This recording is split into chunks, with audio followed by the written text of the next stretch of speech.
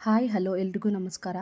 ನಾನಿವತ್ತು ಅಪರಾಜಿತೆ ಅಥವಾ ಅಪರಾಜಿತ ಗಿರಿಕರ್ಣಿಕೆ ಇದರ ಚಹಾ ಹೇಗೆ ಮಾಡೋದು ಅಂತ ಹೇಳಿ ತಿಳಿಸ್ಕೊಡ್ತೀನಿ. ಅದೇ ರೀತಿಯಾಗಿ ಈ ಸಸ್ಯ ನೆನಪಿನ ಶಕ್ತಿ, ನಿದ್ರಾಹೀನತೆ, ಮಂಡಿ ನೋವು, ಅರ್ಧ ತಲೆನೋವು, ತೂಕ ಇಳಿಕೆಗೆ ಹಾಗೂ ಇನ್ನೂ ಅನೇಕ ಕಾಯಿಲೆಗಳಿಗೆ ರಾಮಬಾಣ ಹೇಗೆ ಅನ್ನೋದನ್ನು ಕೂಡ ನಿಮಗೆ ತಿಳಿಸ್ಕೊಡ್ತೀನಿ. ಅದಕ್ಕಿಂತ ಮುಂಚೆ ನೀವಿನ್ನೂ ನನ್ನ ಚಾನಲ್ಗೆ ಸಬ್ಸ್ಕ್ರೈಬ್ ಆಗಿಲ್ಲ ಅಂದರೆ ದಯವಿಟ್ಟು ಸಬ್ಸ್ಕ್ರೈಬ್ ಆಗಿ. ಅಪರಾಜಿತ ಗಿರಿಕರ್ಣಿಕೆ ಅಂತ ಹೇಳಿ ಕರೀತಾರೆ. ಹಾಗೆ ಇದನ್ನು ಇಂಗ್ಲೀಷ್ನಲ್ಲಿ ಏಷಿಯನ್ ಪಿಜನ್ ವಿಂಗ್ಸ್ ಅಥವಾ ಬಟರ್ಫ್ಲೈ ಪೀ, ಬ್ಲೂ ಬೆಲ್ ವೈನ್, ಕಾರ್ಡೋಫ್ಯಾನ್ ಪೀ, ಡಾರ್ವಿನ್ ಪೀ ಅಂತ ಹೇಳಿ ಕೂಡ ಕರೀತಾರೆ. ಇನ್ನು ಕೆಲವು ಕಡೆ ವಿಷ್ಣುಕಂಠಿ ಸೊಪ್ಪು, ಸಮೊಗದ ಬಳ್ಳಿ, ಸುಗತದ ಹಂಬು ಅಂತ ಹೇಳಿ ಕೂಡ ಕರೀತಾರೆ. ಇದಕ್ಕೆ ಅನೇಕ ಹೆಸರುಗಳಿದ್ರು ವೈಜ್ಞಾನಿಕವಾಗಿ ಇದನ್ನ ಕ್ಲಿಟೋರಿಯಾ ಟೆರ್ನೇಟಿಯಾ ಅಂತ ಹೇಳಿ ಕರೀತಾರೆ. ಆದ್ರೆ ಕೆಲವೊಬ್ರು ಇದನ್ನ ಶಂಖಪುಷ್ಪ ಅಂತ ಹೇಳಿ ಕೂಡ ಕರೀತಾರೆ. ಆದ್ರೆ ಶಂಖಪುಷ್ಪದ ವೈಜ್ಞಾನಿಕ ಹೆಸರು ಕನ್ವಾಲ್ವಲಸ್ ಪ್ಲೂರಿಕ್ಯಾಲಿಸ್ ಅಂತ ಹೇಳಿ. ಇದನ್ನ ನೀವು ಗೂಗಲಲ್ಲಿ ಚೆಕ್ ಮಾಡಿದ್ರು ಶಂಖಪುಷ್ಪಿ ಬೊಟಾನಿಕಲ್ ನೇಮ್ ಬಂದು ಅದೇ ಇದೆ.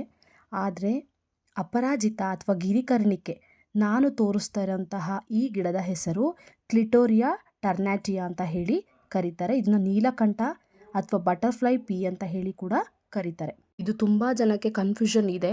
ಆದರೆ ಎರಡೂ ಸೇರುವಂಥ ಕುಟುಂಬ ಕೂಡ ಬೇರೆ ಬೇರೆ. ಅಪರಾಜಿತ ಹೂ ಬಂದು ತುಂಬ ಡಾರ್ಕ್ ಆಗಿರುತ್ತೆ, ಹೂ ಬ್ಲೂ ಕಲರು.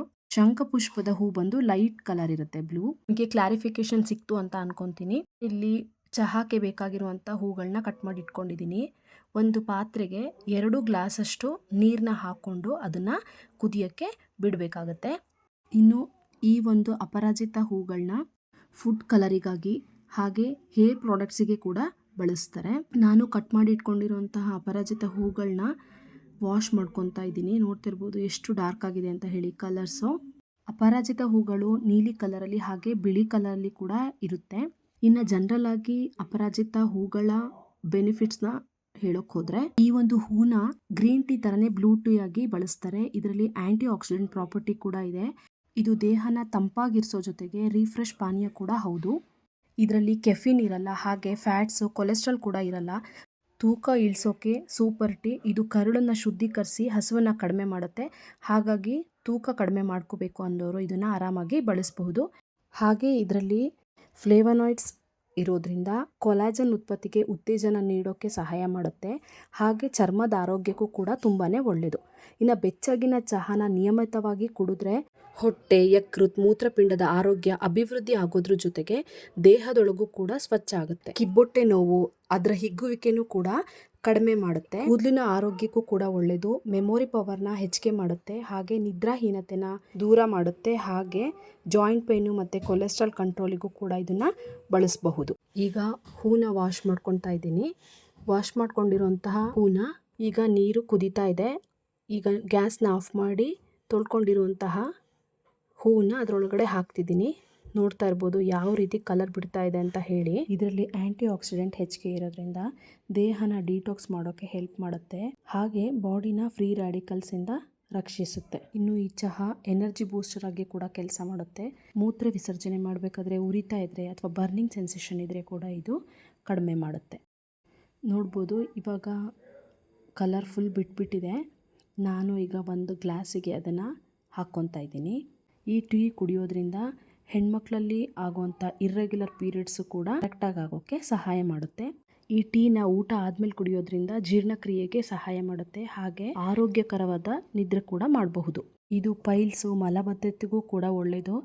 ಕರಳಲ್ಲಿ ಮಲವಿಷ ಇದ್ದರೆ ಅದನ್ನು ಕೂಡ ಇದು ಸ್ವಚ್ಛ ಮಾಡುತ್ತೆ. ಇನ್ನು ಹೂವಲ್ಲಿ ಆ್ಯಂಥೋಸೈನಿನ್ ಇರೋದ್ರಿಂದ ತಲೆಯಲ್ಲಿ ರಕ್ತ ಪರಿಚಲನೆ ಹೆಚ್ಚಾಗೋಕ್ಕೆ ಹಾಗೆ ಆರೋಗ್ಯಕರವಾದ ಕೂದಲನ್ನ ಕಾಪಾಡೋಕ್ಕೆ ಹೆಲ್ಪ್ ಮಾಡುತ್ತೆ. ಕೂದಲನ್ನ ಕೂಡ ಇದು ಕಪ್ಪಾಗಿರಿಸೋಕ್ಕೆ ಸಹಾಯ ಮಾಡುತ್ತೆ. ಕೆಲವೊಂದು ಸಲ ನಾವು ತಿನ್ನೋ ಫುಡ್ಡು ವ್ಯತ್ಯಾಸ ಆಗಿ ಬಾಡಿಲಿ ಕೆಟ್ಟ ಕೊಲೆಸ್ಟ್ರಾಲು ಜಾಸ್ತಿ ಆಗಿರುತ್ತೆ. ಆಗ ಈ ಒಂದು ಚಹಾನ ಕುಡಿಯೋದ್ರಿಂದ ಸರಿ ಮಾಡ್ಕೋಬೋದು. ಹಾಗೆ ಅದ್ರ ಜೊತೆಗೆ ಹೈ ಬ್ಲಡ್ ಪ್ರೆಷರ್ ಏನಾದರೂ ಇದ್ದರೆ ಅದನ್ನು ಕೂಡ ಇದು ನಿಯಂತ್ರಣ ಮಾಡುತ್ತೆ.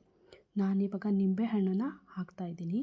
1 ಗ್ಲಾಸಿಗೆ ಮಾತ್ರ ನಿಂಬೆ ರಸನ ನಾನು ಆ್ಯಡ್ ಮಾಡ್ತಿದ್ದೀನಿ. ನೋಡ್ತಿರ್ಬಹುದು ನೀಲಿ ಕಲರಿಂದ ಅದು ಬ್ರೈಟ್ ಪಿಂಕ್ ಕಲರ್ಗೆ ಚೇಂಜ್ ಆಗಿದೆ. ಯಾಕೆ ಅಂತ ಹೇಳಿದ್ರೆ ಅದರಲ್ಲಿರುವಂತಹ pH ಚೇಂಜಸ್ ಆಗಿರುತ್ತೆ. ಹಾಗೆ ಆ್ಯಸಿಡಿಟಿ ಇದರಲ್ಲಿ ರೈಸ್ ಆಗಿರುತ್ತೆ. ಈಗ 2 ಗ್ಲಾಸಿಗೂ 1 ಸ್ಪೂನು ಜೇನುತುಪ್ಪನ ಆ್ಯಡ್ ಮಾಡ್ತಾ ಇದ್ದೀನಿ. ಹಾಗೆ ಇದಕ್ಕೆ ಏನಾದರೂ ಬೇಕಿಂಗ್ ಸೋಡಾ ನೀವು ಆ್ಯಡ್ ಮಾಡಿದ್ರೆ ಅದು ಗ್ರೀನ್ ಯೆಲ್ಲೋ ಕಲರ್ಗೆ ಚೇಂಜ್ ಆಗುತ್ತೆ. ಯಾಕೆ ಅಂತ ಹೇಳಿದ್ರೆ ಇದರಲ್ಲಿ ಆ್ಯಂಥೋಸಿಯಾನಿನ್ ಪಿಗ್ಮೆಂಟ್ ಇದೆ, ಹಾಗಾಗಿ pHನ ಅದು ಚೇಂಜಸ್ ಮಾಡುತ್ತೆ. ಯಾವುದೇ ಒಂದು ಸಮಸ್ಯೆ ಆದರೆ ಅದನ್ನು ಯೋಚನೆ ಮಾಡಿ ಅರ್ಧ ತಲೆನೋವು ಸ್ಟಾರ್ಟ್ ಹೋಗಿರುತ್ತೆ. ಹಾಗೆ ಅತಿಯಾದ ಕೆಲಸ, ಒತ್ತಡ, ಆತಂಕದಿಂದ ಕೂಡ ಈ ತಲೆನೋವು ಸ್ಟಾರ್ಟ್ ಆಗುತ್ತೆ. ಆಗ ಈ ಕಿರಿಕಿರಿ ಆಗಿರುವಂಥ ನರಗಳನ್ನ ಶಮನ ಮಾಡಿ ನರಗಳ ಕಾರ್ಯನ ಸುಧಾರಿಸುತ್ತೆ. ಹಾಗೆ ಬ್ರೈನನ್ನು ಕೂಡ ಇದು ಶಾಂತಗೊಳಿಸುತ್ತೆ. ಇದು ಮೆದುಳಿನ ಆರೋಗ್ಯಕ್ಕೆ ಕೂಡ ತುಂಬ ಒಳ್ಳೆಯದು. ಇದರಲ್ಲಿ ಆ್ಯಂಟಿ ಇನ್ಫ್ಲಮೇಟರಿ ಪ್ರಾಪರ್ಟಿ ಕೂಡ ಇದೆ. ಕಣ್ಣಿನ ಆರೋಗ್ಯಕ್ಕೂ ಕೂಡ ಇದು ತುಂಬಾ ಒಳ್ಳೆಯದು. ಹಾಗೆ ಡಯಾಬಿಟಿಸ್ನ ಕೂಡ ಇದು ರೆಗ್ಯುಲೇಟ್ ಮಾಡುತ್ತೆ. ನಾನು 2 ಚಹಾನ ತೊಗೊಂಡೋಗಿ ನನ್ನ ಗಂಡನಿಗೆ ಕೊಟ್ಟಿದ್ದೆ. ಯಾವ ರೀತಿ ಇದೆ ಅಂತ ಕೇಳೋಕ್ಕೋಸ್ಕರ. ಒಂದು ಹುಳಿಯಾಗಿದೆ, ಯಾಕಂದರೆ ನಾನಲ್ಲಿ ನಿಂಬೆ ಹುಳಿನ ಆ್ಯಡ್ ಮಾಡಿದ್ದೆ. ಇನ್ನೊಂದು ನಾರ್ಮಲ್ ಆಗಿದೆ, ಅಂಥ ಒಗ್ರು ಇಲ್ಲ, ಏನೂ ಇಲ್ಲ, ಆರಾಮಾಗಿ ಎಲ್ಲರೂ ಕುಡಿಬೋದು. ಇದು ಮಕ್ಕಳಿಗೂ ಕೂಡ ತುಂಬಾ ಒಳ್ಳೆಯದು. ಜ್ಞಾಪಕ ಶಕ್ತಿನ ಇಂಪ್ರೂವ್ ಮಾಡೋಕ್ಕೋಸ್ಕರ, ಹಾಗೆ ಮರವಿನ ಕಾಯಿಲೆನ ಕೂಡ ಇದು ಕಡಿಮೆ ಮಾಡುತ್ತೆ. ಇನ್ನು ಸೌತ್ ಈಸ್ಟ್ ಏಷ್ಯಾದಲ್ಲಿ ನ್ಯಾಚುರಲ್ ಆಗಿ ಫುಡ್ ಕಲರಿಂಗಿಗೆ ಇದನ್ನು ಬಳಸ್ತಾರೆ. ನಿಮಗೆ ಇನ್ಫಾರ್ಮೇಷನ್ ಹೆಲ್ಪ್ಫುಲ್ ಅನಿಸಿದ್ರೆ ದಯವಿಟ್ಟು ಲೈಕ್ ಮಾಡಿ. ಇನ್ನು ಈ ಸಸ್ಯದ ಮನೆಮದ್ದುಗಳು: ಬಾವು ನೋವು ಇದ್ದರೆ ಎಲೆ ರಸನ ಬಿಸಿ ಮಾಡಿ ಬಾವು ಮತ್ತು ನೋವು ಇರುವಂಥ ಜಾಗದಲ್ಲಿ ಹಚ್ಚಿದರೆ ಬೇಗನೆ ಗುಣ ಆಗುತ್ತೆ. ಇನ್ನು ಗಂಟ್ಲಲ್ಲಿ ಟಾನ್ಸಿಲ್ಸ್ ಆಗಿದ್ರೆ ಈ ಅಪರಾಜಿತ ಎಲೆ 3ರಿಂದ 4, ಸೀಬೆ ಎಲೆ 2ರಿಂದ 3 ಹಾಕಿ ಕುದಿಸಿ ಬಾಯಿ ಮುಕ್ಕಳಿಸೋದ್ರಿಂದ ಟಾನ್ಸಿಲ್ಸು ಕಡಿಮೆ ಆಗುತ್ತೆ. ಇನ್ನು ಚರ್ಮದಲ್ಲಿ ಕಪ್ಪು ಕಲೆ ಅಥವಾ ಸುಕ್ಕು ಇದ್ದರೆ ಈ ಹೂನ ಒಣಗಿಸಿ ಪುಡಿ ಮಾಡಿ ನೀರಲ್ಲಿ ಬೆರೆಸಿ ಹಚ್ಚೋದ್ರಿಂದ ಚರ್ಮದಲ್ಲಿರುವಂತಹ ಸುಕ್ಕು, ಕಪ್ಪು ಕಲೆಗಳು ಕಡಿಮೆ ಆಗುತ್ತೆ. ಚರ್ಮ ಕೂಡ ಗ್ಲೋ ಆಗುತ್ತೆ. ಹಾಗೆ ನೀವು ತಲೆಗೆ ಹಚ್ಚೋ ಕೊಬ್ಬರೆಣ್ಣೆ ಜೊತೆಗೂ ಕೂಡ ಇದನ್ನು ಮಿಕ್ಸ್ ಮಾಡಿ ಹಚ್ಕೋಬೋದು. ಕೂದಲು ಕಪ್ಪಾಗೋಕ್ಕೂ ಕೂಡ ಇದು ಸಹಾಯ ಮಾಡುತ್ತೆ. ಇನ್ನು ಚೇಳು ಕಚ್ಚಿರುವಂತಹ ಜಾಗಕ್ಕೆ ಈ ಒಂದು ಗಿಡದ ಬೇರನ್ನ ಅರ್ದು ಹಚ್ಚೋದ್ರಿಂದ ಉರಿ ಮತ್ತು ಊತ ಕೂಡ ಕಡಿಮೆ ಆಗುತ್ತೆ. ಹಾಗಾದರೆ ನಿಮಗೆ ಈ ಉಪಯೋಗಗಳು ಗೊತ್ತಾಯಿತು ಅಲ್ವಾ? ಹಾಗಾದರೆ ಮಿಸ್ ಮಾಡದೆ ಟೀ ಮಾಡಿ ಕುಡೀರಿ. ನಿಮಗೆ ನಾ ಕೊಟ್ಟಿರೋ ಮಾಹಿತಿ ಹೆಲ್ಪ್ಫುಲ್ ಅನಿಸಿದ್ರೆ ಇನ್ನೊಬ್ಬರಿಗೂ ಶೇರ್ ಮಾಡಿ. ನೋಟಿಫಿಕೇಷನ್ಗಾಗಿ ಬೆಲ್ ಬಟನ್ನ ಒತ್ತೋದನ್ನ ಮಿಸ್ ಮಾಡಬೇಡಿ. Thank you. ಧನ್ಯವಾದಗಳು.